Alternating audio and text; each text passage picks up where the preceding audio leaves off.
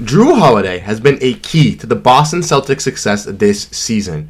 He's been fantastic on the defensive side with Derrick White, but also being so unselfish in the offensive side, being the fourth or fifth option. And we have a major injury update revolving around Jrue Holiday, as he's been sidelined the last couple games. We'll also be diving in, looking at Jaylen Brown and how he's had a fantastic second start to this season as well.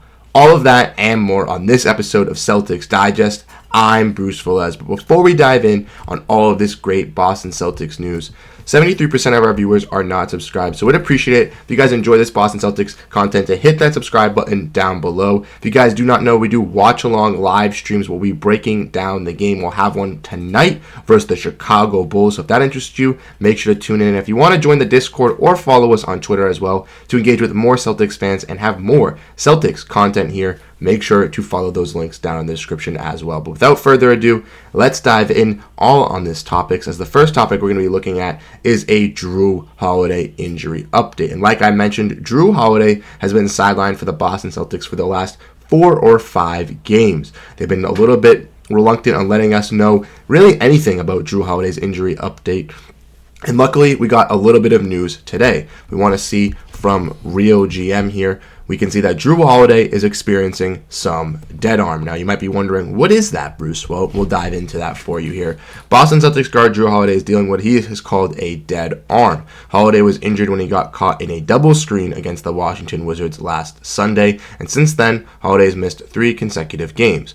Holiday said, "I'm feeling something for sure," when asked about the injury, and he's received medical attention, but the best thing is for the injury is rest. Holiday did say he feels like he's making progress, but gave no timeline on when he'd return.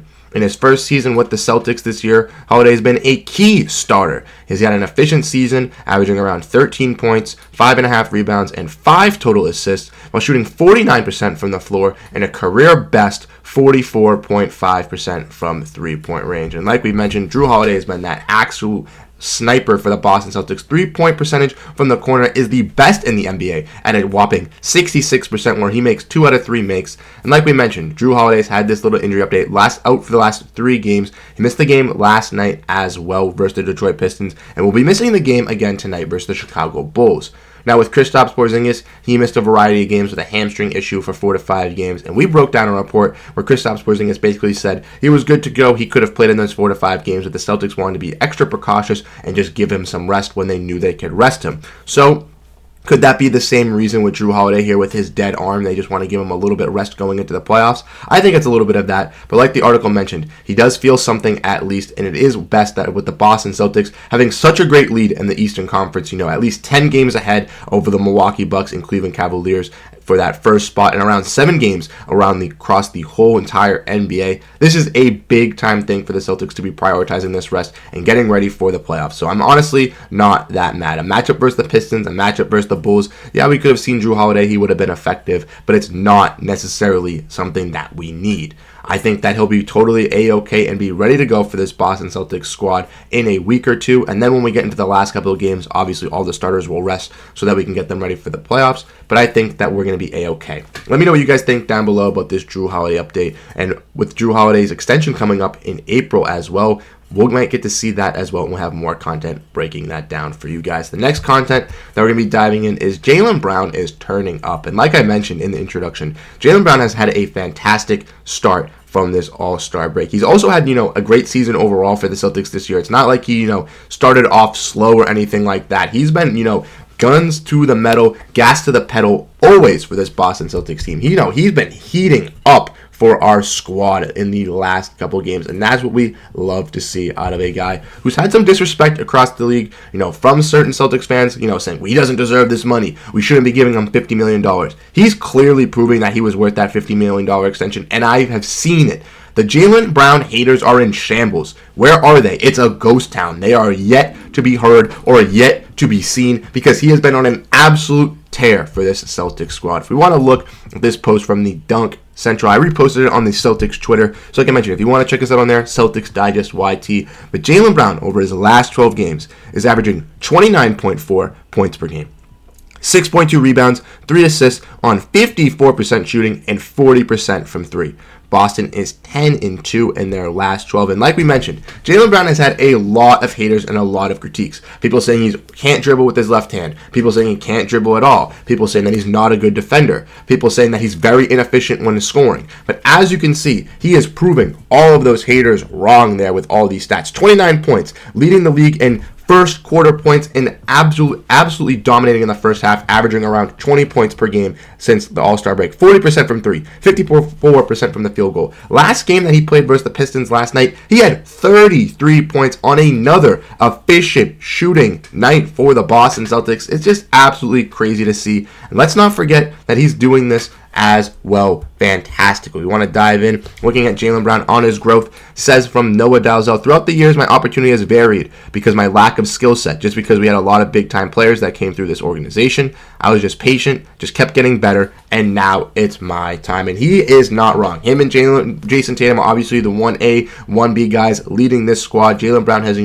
focused really hard on that defensive side, focused on his skill set, which is attacking the rim and being a fantastic scorer in the paint. He can hit his open threes, pointers, as we've seen, shooting 40% from three, and, can be a fantastic mid-range scorer. And Joe Mazzulla seems to think so as well. Joe Mazzulla also said on Jaylen Brown's 33-point night last night that saying he just loves how the way he's carrying himself out there on the court. He's taking the shots that he wants. He's making plays for himself, for his teammates, and it's been an honor to coach him. And I couldn't agree more with Joe Mazzulla here on this. Taking the shots that Jaylen Brown wants. He's not forcing any bad threes like we've seen in the past. Not forcing any, contested mid-ranges. He's getting his open plays and setting up his offense and his style play for his success. And that's what the Celtics need. They obviously are a very fantastic three-point shooting team. Jaylen Brown can hit those three-pointers. Not the most effective Boston Celtics three-point shooter on the squad, but he can hit them when he's open. We saw that with the Golden State Warriors disrespecting him. But like I mentioned, a big-time player coming up in big-time moments for this Celtics squad. And, finding his play style, finding his role, finding his way that he can affect the offensive defense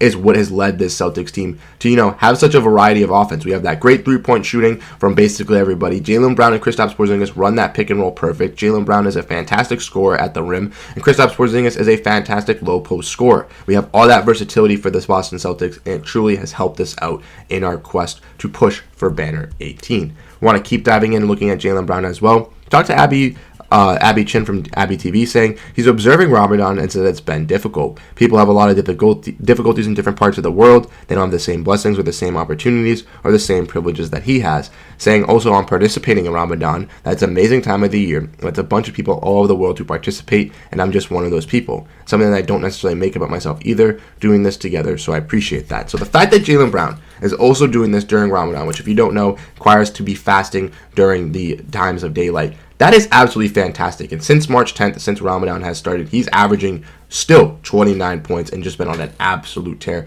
Credit to Jaylen Brown. We got to give him his flowers. Let me know what you guys think down below in the comment section about Jaylen Brown, because I know the Jaylen Brown haters have been absolutely silent since Jaylen Brown has emerged and been really, really good for this Boston Celtics team. And I think that's something that we have to talk about. And lastly, as we all know, we got the comment of the day here. If you want to be featured on comment of the day, if you're new here, if this is the first time you've seen it, drop us down your thoughts in the comment section, as we, on every video, now will be highlighting our favorite comment of the day. And the comment of the day today is from our guy, Tyler Riley, 2587, saying he felt like we were getting another test when playing against Milwaukee.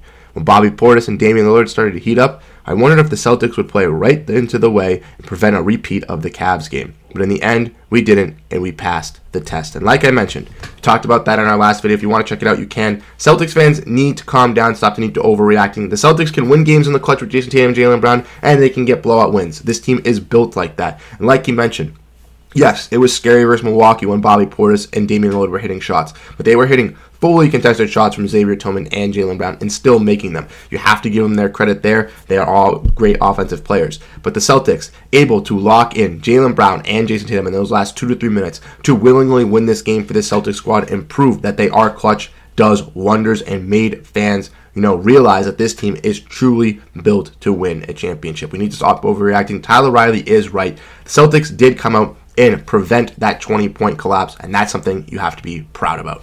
Like I mentioned, if you guys enjoy videos like this, if you guys enjoy topics like this, make sure to hit that subscribe button. Check out the other videos up at the top. Again, we will be doing a live stream again tonight for a watch along. If you find that interesting, make sure to join. If you want to join the Discord to talk with other Celtics fans, join the Discord, follow us on Twitter, and we'll catch you guys in the next video. Peace out.